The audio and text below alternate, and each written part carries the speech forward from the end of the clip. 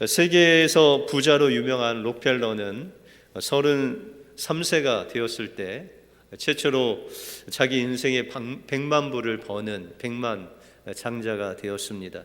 그 후에 10년 후에 43세가 되는 때에 미국에서 가장 커다란 회사를 소유하게 되었습니다. 또한 53세 때에는 억만장자가 되어서 세계 가장 최대의 부호가 되었습니다. 그런데 그가 이렇게 세계 최고의 부자가 됐음에도 불구하고 그가 53세가 되었는데 그의 삶은 행복한 사람이 되지 못했습니다. 그에게는 알로피셔라는 탈모증 비슷한 병이 있었는데 이 병은 머리와 눈썹이 빠지고 잠을 잘 못 자고 또 먹을 것을 잘 못 먹음으로 말미암아 몸이 초췌해져 가는 그런 병에 그가 걸리게 되었습니다. 어느 날 그가 의사로부터 결정적인 소식을 듣습니다. 이런 상태로는 1년 동안 살 수 있을지 알 수 없습니다. 이렇게 이야기를 했습니다. 다시 말해서 1년밖에 삶이 남지 않았다라는 그런 사형 언도와 같은 그런 소식을 듣게 됩니다. 그 당시 록펠러의 사업은 너무 잘 돼서 하루에 100만 불 이상 버는 놀라운 그런 사업 결과를 낳게 되었습니다. 그러나 이 모든 것들이 있어도 그는 먹지 못하고 잠을 자지 못하고 계속 초췌해가는 그 모습을 보면서 그는 순간 많은 생각을 했습니다. 내가 가진 이 많은 재산이 나에게 무슨 의미가 있는가 라는 허무한 생각이 들면서 밤새 괴로워하다가 하나님 앞에 기도하기 시작했습니다. 그러면서 문득 성령님께서 그에게 주시는 그 말씀을 선포하게 되었습니다. 돈은 아무것도 아니다. 하나님은 나의 모든 것이 되신다 라고 선포한 후에 그 침대에서 내려와서 무릎을 꿇고 밤새 통성으로 하나님 앞에, 하나님, 돈은 아무것도 아닙니다. 내게 있는 이 돈 아무것도 아닙니다. 나에 있어서 모든 것 되시는 분은 하나님 한 분밖에 없습니다. 통곡하면서 하나님 앞에 부르짖었습니다. 그리고 그 새벽을 맞이하면서 이 록펠러의 삶은 변화되기 시작했습니다. 예전에는 형식적으로 교회에 나가고 형식적으로 믿음 생활했는데 이젠 정말 하나님 없이는 하루도 살 수 없다는 그 믿음 가지고 성실하게 교회 생활하고 성실하게 자기가 할 수 있는 그 놀라운 일들을 해 나가기 시작했습니다. 그리고 얼마 되지 않아서 교회당 하나를 지었는데 우리 교회 가까이 있는 뉴욕에 있는 리버사이드 교회를 짓게 됩니다. 그리고 록펠러는 록펠러 재단을 만들어서 가난한 자들을 돕기 위해서 의료 시설을 재단을 만들어서 자기가 번 돈을 그곳에 다 투자를 하게 됩니다. 이러한 결단을 내린 후에 그의 삶 속에 엄청난 변화가 생겼습니다. 어느새 잠이 잘 오게 됐고 먹을 것도 잘 먹게 되고 그렇게 55세도 살지 못한다는 그런 사형 언도를 받은 록펠러가 그의 나이 98세를 살고 40여 년을 더 살고 자신의 생애를 마감하게 되었습니다. 하나님을 온전히 믿고 하나님께서 주신 물질을 자신이 아닌 하나님께 돌려드리고 또한 가난한 자를 위해서 자신의 그 물질을 투자하고 또 하나님만이 나의 인생의 전부인 것을 고백하며 나갈 때 하나님께서는 그의 삶에 40년이라는 세월을 덤으로 주셔서 하나님을 위해서 살 수 있도록 인도하셨다라고 말씀하고 있습니다. 우리에게 생명 주시고 우리의 전부 되시는 분은 오직 하나님 한 분밖에 없음을 고백합니다. 여러분들 한 해 동안 우리의 삶 속에 여러분들의 주인 되시고 여러분들의 생명 되신 그 하나님만을 위하여 사심으로 하나님께서 록펠러에게 주셨던 그 생명 영장의 놀라운 축복까지도 여러분들의 삶 속에 임하시길 주님의 이름으로 축원드립니다.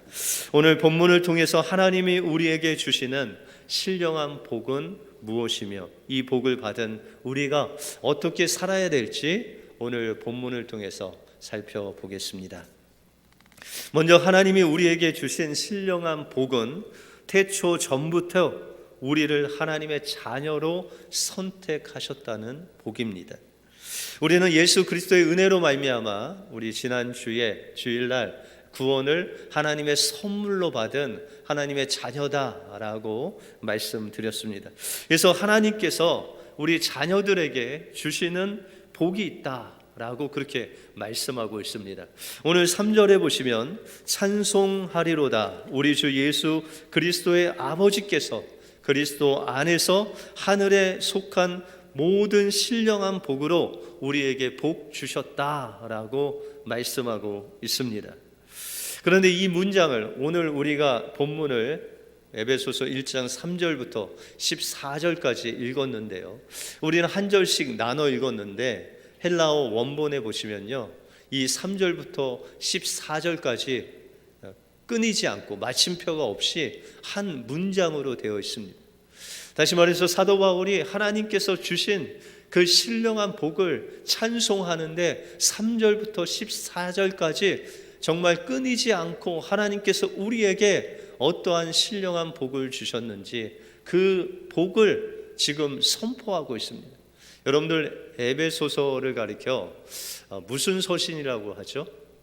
옥중서신이라고 하죠. 옥중서신이라 하면 이 사도 바울이 지금 로마 감옥에서 이 서신서를 쓰고 있다는 거예요.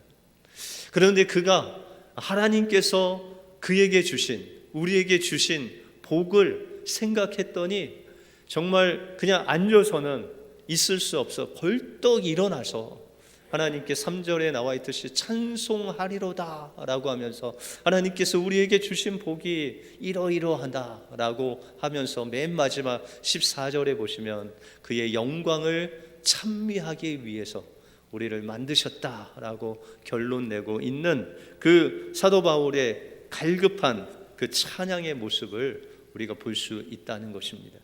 그러면 하나님께서 우리에게 주신 그 신령한 복이 어떤 복이길래 그렇게 사도 바울이 감격하여 선포하고 있는가라는 것입니다.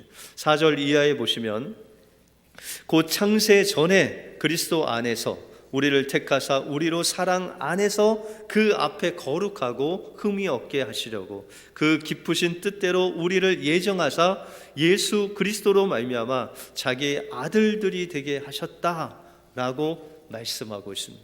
여러분들 하나님께서 우리에게 신령한 복을 주시는데 그 첫 번째가 하나님께서 여러분들 선택하셨다라는 거예요.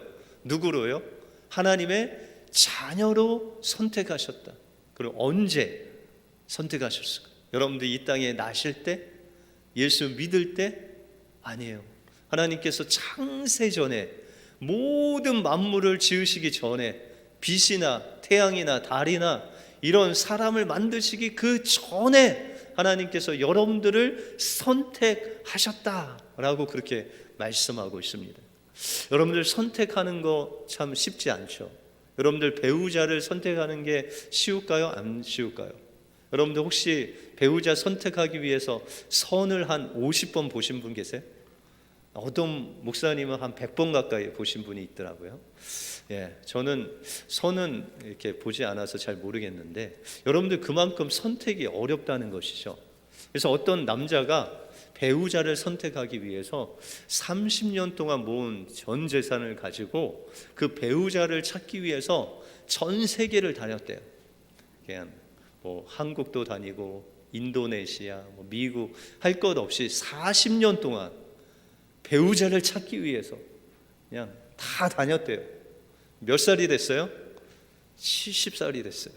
그런데 배우자를 아직 못 만났어요. 그래서 친구가 웃으면서 아니 자네 40년 동안 배우자 만나라고 그 세계 일주를 했는데 그 배우자를 만났나? 그랬더니 그 남자가 하는 이야기가 내가 40년에 딱 한 번 정말 내가 원하는 완벽한 여자를 만났다라고 그렇게 고백을 했대요. 그랬더니 그 친구가 말하기를 그럼 왜 그 여자와 결혼을 안 했습니까? 그렇게 물었더니 그 여자가 나를 보더니 당신은 내가 생각하는 완전한 남자가 아니기 때문에 결혼할 수 없다. 완전한 여자는 만났는데 내가 완전한 남자가 아니기 때문에 선택을 받지 못했다라고 그렇게 말했답니다. 여러분들 어떻습니까? 우리가 누구를 선택한다는 것, 정말 중요한 걸 선택한다는 것은 우리의 인생을 들여서까지도 선택하는 그런 중요한 선택이라는 것이죠. 여러분들, 하나님께서 여러분들 선택했다는 것은 대가를 지불하셨다는 거예요. 어떤 대가를 지불하셨을까요? 여러분들, 독생자 대신, 그 아들 대신 예수 그리스도를 십자가에 내어 죽기까지 내어 주시면서, 버리면서 여러분들 한 사람 한 사람을 선택하셨다는 거예요. 그분들이 바로 여러분들이라는 것이죠. 그래서 오늘 최소한 이 예배 자리에 나오고 영상 예배로 주님 앞에 나온 여러분들은 바로 하나님이 선택한 자임을 믿습니다. 오늘 4절에 보니까 하나님이 우리를 택하신 그것이 바로 그 창세 전에 우리를 예수 안에서 선택했다고 말씀하셨는데, 그러면 왜 이렇게 하나님께서 그 태초 전에 우리를 독생자 예수 그리스도를 죽기까지 내어 주시면서 우리를 선택하셔야만 되었을까요? 여러분들, 우리가 창세기 1장 28절에 보시면 하나님이 우리를 만드시기에 하나님의 형상대로, 하나님의 모양대로 우리를 만드셨다라고 그렇게 말씀하고 있습니다. 하나님께서 우리를 하나님의 자녀 삼고 우리를 가족 삼아서 우리와 함께 영원히 살기 위해서 우리를 택하셨다라고 그렇게 말씀하고 있습니다. 우리가 신약에 보면은 이것을 가리켜서 하나님께서 우리를 하나님의 성전으로 삼기 위해서 우리를 택하셨다라고 그렇게 말씀하고 있습니다. 우리가 고린도전서 3장 16절에 보시면 너희가 하나님의 성전인 것과 하나님의 성령이 너희 안에 거하시는 것을 알지 못하느냐라고 말씀하고 있습니다. 우리가 하나님이 거하시는 그 성전이고 또한 하나님의 성전으로 지어가고 있다라고 말씀하고 있습니다. 여러분들, 하나님의 성전은 무엇입니까? 하나님이 임재하시는, 하나님이 함께 하시는 곳이 바로 성전이죠. 그런데 여러분들, 이 땅에 하나님의 온전한 그 임재 속에서 하나님과 하나 된 성전이 되신 분이 누굴까요? 그 성전이 어떤, 첫 번째 성전이 뭘까요? 다윗이 준비하고 솔로몬이 만들었던 그 솔로몬 성전일까요? 아니면 예수님 당시에 헤롯이 유대인들의 관심을 사기 위해서 어마어마한 돌들을 동원해서 만든 헤롯 성전일까요? 여러분들, 예수님께서 그 사람들에게 말씀하시기를 이 성전을 헐라, 그리하면 내가 사흘 만에 다시 지으리라, 세우리라 라고 그렇게 말씀하셨습니다. 누가 성전이라는 거예요? 누가요? 예수님이 하나님의 성전이다. 그러면 하나님의 성전인 예수님이 왜 하나님의 성전일까요? 어떻게 하나님의 성전이 되었을까요? 예수님 안에 하나님이 계시고 또 하나님께서 그의 삶을 완전히 통치하고 계시고 그의 삶을 통해서 하나님께서 명령하신 그 말씀대로 순종하는 그 놀라운 은혜가 바로 예수 그리스도를 통해서 나타나고 있다는 것이죠. 그래서 예수 그리스도를 보니까 요한복음 1장에 보시니까 하나님의 영광이요 독생자의 영광이다 라고 하면서 예수 그리스도께서 바로 하나님의 성전이 되어서 하나님의 살아계심을 드러내고 또한 그 하나님의 뜻을 이루어가는 놀라운 하나님의 성전이 바로 예수 그리스도다라고 그렇게 말씀하고 있다는 것입니다. 그러므로 우리는 하나님의 성전으로 선택되어서 지음을 받은 사람이다 라는 것이죠. 그러면 예수님 안에 누가 계셨어요? 하나님이 계셨으면 여러분들 안에 누가 계셔야 돼요? 하나님이 계셔야 되죠. 어디 계십니까? 성령으로 여러분들 안에 지금 하나님께서 함께 하신다. 그러면 여러분들 삶 속에서 무엇이 드러나야 되죠? 하나님이 여러분들과 함께 하시는 그 말씀에 순종함으로 하나님의 살아계심이 여러분들이 어디에 있든지 나타나는 하나님의 성전된 삶으로 우리가 하나님의 성전으로 지어져 가고 있다는 거예요. 아직은 완전하지 않은데 하나님께서 우리를 완전하게 지어가게 하시고 있다는 것입니다. 그래서 여러분들 은혜교회는 이 건물이 아닙니다. 여러분들 한 사람 한 사람 하나님의 성전들이 모여서 지금 예수 그리스도 안에서 하나님의 거대한 성전으로, 하나님이 거하실 성전으로 지금 지어져 가고 있다. 이것이 바로 은혜교회고 여러분들인 줄을 믿습니다. 그래서 에베소서 2장 21절에 보시면 그 안에서 건물마다 서로 연결하여 주 안에서 성전이 되어가고 너희도 성령 안에서 하나님의 거하실 처소가 되기 위하여 예수 안에서 함께 지어져 가느니라 라고 말씀하고 있습니다. 사도 바울은 우리가 하나님의 성전으로 지어 가는데 그 모퉁이 돌이 되시는 분이 예수님이시고, 예수님을 중심으로 우리 한 사람 한 사람이 연결되어서 하나님의 성전으로 지어져 가고 있다라고 그렇게 말씀하고 있습니다.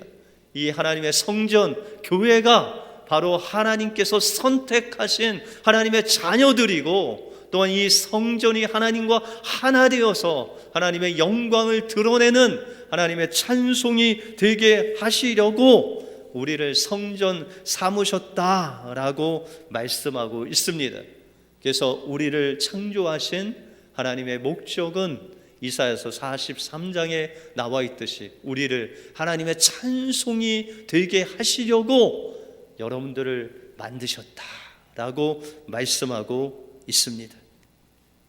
여러분들, 그러면 하나님께서 우리가 하나님의 자녀로서 하나님의 영광을 드러내는 하나님의 찬송이 되게 하시려고 어떤 신령한 복을 또한 주셨냐?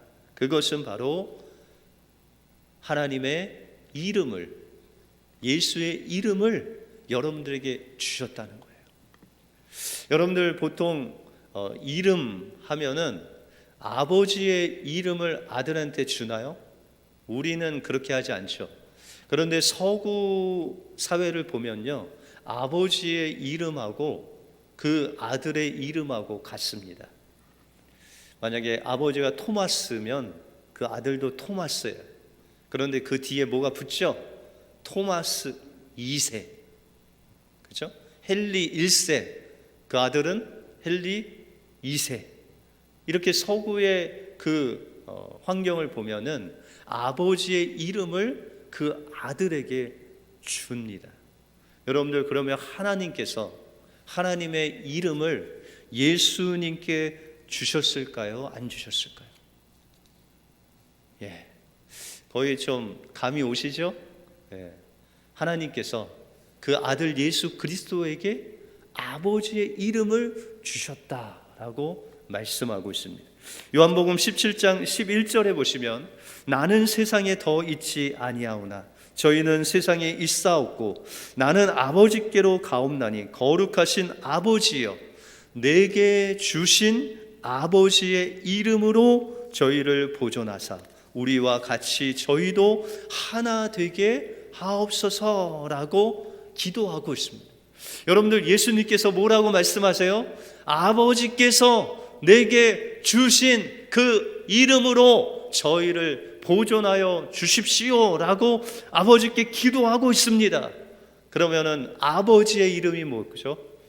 바로 예수님의 이름인 예수가 바로 아버지 하나님의 이름이죠. 여러분들, 예수라는 이름의 뜻이 뭐죠? 여호와는 구원이시다. 여러분들, 구약에 많은 하나님의 이름이 있는데 그 중에서도 예수라는 이름, 그 아버지 이름을 예수 그리스도께 주셔서 이제 예수 그리스도를 통해서 그 아버지의 이름이 나타나는데, 그 나타나는 모습이 바로 예수 그리스도를 통해서 하나님의 사랑이 나타나고, 하나님의 구원이 나타나고, 하나님의 살아계심이 바로 예수 그리스도의 이름을 통해서 예수의 삶에 드러나는, 그런 하나님과 예수와 하나 되는 그 증거로 예수의 이름을 아버지께서 그의 이름을 주셨다라고 말씀하고 있습니다. 그러면 예수님이 하나님의 성전이고 하나님의 아들이고 하나님의 아버지의 이름을 받았다면, 그러면 예수님이 우리에게 예수님의 이름을 주셨을까요? 안 주셨을까요? 예? 예, 주셨습니다. 여러분들 사도행전 4장 12절에 보시면, 다른 이로서는 구원을 얻을 수 없나니 천하 인간의 구원을 얻을 만한 다른 이름을 우리에게 주신 일이 없다. 여러분들은 다 예수 그리스도의 이름을 받은 사람이에요. 그래서 여러분들 기도할 때 누구 이름으로 기도하세요? 이상훈의 이름으로 기도합니다, 이렇게 할까요? 여러분들 이름 넣어서 기도할까요? 그렇지 않습니다. 예수 그리스도의 이름으로 기도하고, 여러분들 하나님 앞에 누구 이름으로 나가는 거예요? 예수 이름으로 나가는 거예요. 그래서 우리가 예수 안에서 예수 이름으로 기도할 때 하나님이 우리 보실 때 우리의 이름이 뭐죠? 예수라는 아버지의 이름을 가진 하나님의 자녀로 우리를 맞이해 주시는 것입니다. 그러므로 여러분들 예수 그리스도의 이름으로 무엇이든지 기도하면 하나님께서 그것을 받으시고, 또 예수 그리스도의 이름으로 귀신을 명령하면 귀신이 쫓겨나가게 되고, 예수 이름으로 병을 고치며 무슨 독을 마실지라도 해를 당하지 않는 것은 바로 예수 그리스도 그 아버지의 이름이 바로 우리의 이름이 되었다라고 말씀하고 있습니다. 그러므로 우리의 삶 속에서 우리를 태초 전에 하나님의 자녀로 삼아주시고, 하나님과 하나 되는 그 성전된 그 하나님의 성전으로 삼아주셔서 하나님과 함께 하나님의 성전으로 지어져 가기 위해서 그 아버지의 이름 예수의 이름을 우리에게 주셔서 날마다 기도하게 하시고, 그 기도 가운데 하나님을 만나게 하시고, 우리가 성령을 통해서 하나님의 자녀로 하나님의 성전으로 지어가도록 지금도 그 이름의 권세로 우리를 인도해 주시고 계신다라는 것입니다. 그러므로 우리의 삶이 날마다 이 주님을 찬양해야 됩니다. 하나님께 감사하고 이 하나님의 자녀 삼은 놀라운 그 능력을, 하나님의 그 신령한 복에 대해서 하나님을 찬양하는 사람이 되어야 된다는 것입니다. 선한목자교회 심우하시는 유기성 목사님이 부산에 있는 부산 제일교회에 가서 부흥회를 하셨대요. 근데 그 부흥회를 끝나고 이 사람들이 은혜를 받아서 목사님께 이메일로 간증문을 보내오셨대요. 근데 그 간증문 중에 한 여자 집사님이 간증문을 보내신 것을 소개해 드리려고 합니다. 저는 이번 부흥회를 기다리고 많이 사모했습니다. 살아계신 하나님을 꼭 만나보고 싶었습니다. 이번에는 정말 방언의 은사도 받고 싶었습니다. 부흥회 첫날 주님이 내 안에 계시다라는 말씀을 들었을 때 정말 내 안에 주님이 계신 것은 지식으로 알았지만 믿어지지가 않았습니다. 목사님께서 앞으로 강단으로 기도받을 사람 나오라고 했을 때 저도 모르게 강단에 나갔습니다. 평소 제 성격으로는 절대 그럴 수 없었는데 갑자기 내 마음에 은혜를 사모하는 마음이 강하게 사로잡혀 나가게 되었습니다. 앞으로 나가 기도하는데 제가 기도하려는 기도는 나오지 않고 이제까지 하나님 앞에서 정말 하나님 앞에 범죄한 그 회개의 기도가 통곡의 기도로 하나님 앞에 나왔습니다. 둘째 날 늘 주님과 대화하고 모든 것을 예수님께 묻고 매 순간마다 예수님을 바라보다는 그 목사님의 말씀이 얼마나 은혜가 되는지 이날도 제가 원하는 기도를 제대로 하지 못하고 제 안에 말할 수 없는 감사가 흘러나오면서 또 통곡의 기도를 드리게 되었습니다. 그 통곡의 기도를 통해서 그 시간에 십자가 복음이 저에게 실제가 되었고 구원의 확신과 넘치는 감사를 주셨습니다. 주님께 나의 모든 인생을 맡기고 사는 것이 모든 문제의 해결인 것을 깨닫고 이제는 어떻게 살아야 될지가 앞이 보이는 것 같았습니다. 마지막 저녁 집회 때 방언을 뜨겁게 사모하면서 주님 앞에 기도하는데 갑자기 혀가 이상하면서 알아들 수 없는 말이 쏟아 나오게 되었습니다. 얼마나 기뻤는지 모릅니다. 다음 날 아침에 집에서 하나님께 기도를 하는데 방언이 터지면서 온몸에 땀이 졌고 손이 하늘을 향해서 달달 떨렸습니다. 한참 그렇게 기도하고 나니 마음에 정말 시원하고 평안이 내게 임하게 되었습니다. 그리고 제게 소망이 생겼습니다. 사도 바울처럼 내게 유익한 것을 다 배설물로 여기고 오직 주 안에서 주님과 함께 주님을 높이며 주님만 찬양하며 살겠다는 소망이 나의 마음을 적셔옵니다. 여러분들 이 집사님이 주님을 만나기 위해서 소망하고 방언을 받기 위해서 갈급한 심령 중에 그 안에 주님이 함께 계시다는 것을 깨닫고 그가 하나님의 자녀임을 깨닫고 하나님이 함께 하신다는 그 하나님의 놀라운 복음이 그 안에 경험되는 그 순간에 그는 이제 자신의 모든 삶을 온전히 하나님 앞에 드리고 자신에게 유익했던 그 모든 것들을 배설물로 여기고 온전히 예수 그리스도 안에서 발견되는 하나님의 자녀로 살아가겠다고 간증을 하고 있다는 것입니다. 우리의 삶도 하나님이 우리를 하나님의 자녀로 삼아주신 그 복이 얼마나 큰지, 우리를 정말 죄와 허물로 죽었던 죽음으로 살아갈 수밖에 없었던 우리들을 태초 전에 우리를 택해 주실 뿐만 아니라 예수 그리스도를 죽기까지 내어주기까지 하시면서 우리를 하나님의 자녀 삼아주시고 우리를 하나님과 하나 되기 하시기 위해서 그 하나님의 성전 삼아주실 뿐만 아니라 아버지의 이름 그 예수 그리스도의 이름을 우리에게 주셔서 매일매일 하나님의 자녀로 하나님의 성전으로 살아가게 하신 그 놀라운 일들을 날마다 감사하며 하나님을 높이며 하나님을 찬양하며 살아가는 것이 바로 우리를 선택하신 하나님의 목적이다 라고 말씀하고 있습니다. 하나님은 여러분들을 창세 전에 택하셨습니다. 그리고 독생자 예수를 아낌없이 십자가에 내어주시기까지 우리를 사랑하셔서 여러분들 하나님의 성전으로 삼아주시고 예수 그리스도의 이름을 여러분들을 주셨습니다. 그 하나님의 은혜를 받은 여러분들 한 명 한 명이 모아져서 바로 우리 은혜교회가 주님의 핏값 위에 반석 위에 세워졌습니다.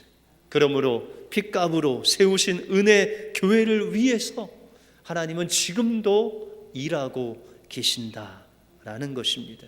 우리 은혜교회 성도님들 여러분들 올 한 해 하나님이 여러분들 선택하시고 예비하셨다는 이 신령한 복을 기억하시고 날마다 하나님께 감사하고 하나님의 찬양하고 하나님께서 세워주신 이 은혜교회를 세우는데 여러분들의 삶을 드리시기 바랍니다. 그리고 함께 하나님의 성전으로 지어져 가시기 바랍니다. 이것이 하나님께서 태초 전에 여러분들 선택하신 신령한 하나님의 복입니다. 이 복이 올 한 해 동안 여러분들 삶 속에 풍성이 넘치시길 주님의 이름으로 축원드립니다. 기도하겠습니다.